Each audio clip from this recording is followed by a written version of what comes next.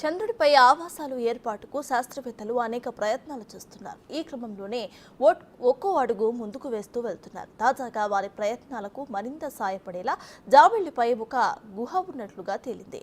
ఇలాంటివి అక్కడ వందల సంఖ్యలో ఉండవచ్చని శాస్త్రవేత్తలు భావిస్తున్నారు. ఇటాలియన్ నేతృత్వంలోని శాస్త్రవేత్తల బృందం చంద్రుడిపై ఒక గుహ ఉందని, దాని పరిమాణం పెద్దగానే ఉండవచ్చనడానికి ఆధారాలు ఉన్నాయని పేర్కొంది. అంతేకాదు, ఈ గుహ చందమామపై ఎక్కడ ఉందనే విషయాన్ని కూడా శాస్త్రవేత్తలు గుర్తించారు.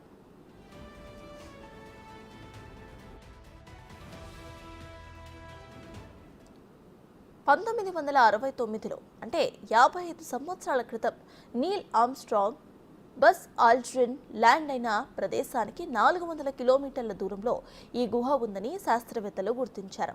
ఒక లావా సొరంగం కుప్పకూలటం ద్వారా గుహ ఏర్పడి ఉండవచ్చని, జాబిలిపై అత్యంత లోతైన బిలం నుంచి ఇందులోకి ప్రవేశ మార్గం ఉన్నట్లుగా శాస్త్రవేత్తలు చెబుతున్నారు. అమెరికా అంతరిక్ష సంస్థ నాసా ప్రయోగించిన లూనార్ రీకాన్సెన్స్ ఆర్బిటర్ అందించిన రాడార్ కొలతలను విశ్లేషించిన శాస్త్రవేత్తలు ఆ వివరాలను భూమి మీదున్న లావా సొరంగాలతో పోల్చి చూశారు. నేలమాళిగలోని ఒక గుహకు సంబంధించిన కొంత సమాచారాన్ని ఈ రాడార్ డేటా వెల్లడించిందని, ఆ కృతి వెడల్పు 130 అడుగులు, పొడవు 10 మీటర్లలో ఉండవచ్చని సైంటిస్టులు అంచనా వేస్తున్నారు.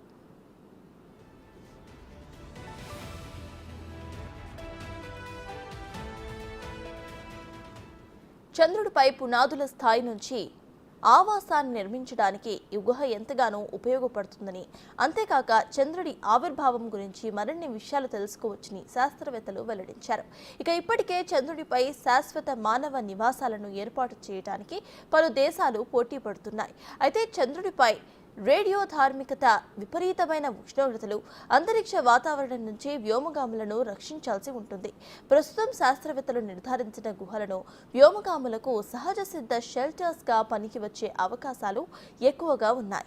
విశ్వం నుంచి వచ్చే ప్రమాదకరమైన కాస్మిక్ కిరణాలు, సౌర రేడియో ధార్మికత, చిన్నపాటి ఉల్కల నుంచి ఇవి వ్యోమగాములకు రక్షణ కల్పిస్తాయని శాస్త్రవేత్తలు అంచనా వేస్తున్నారు.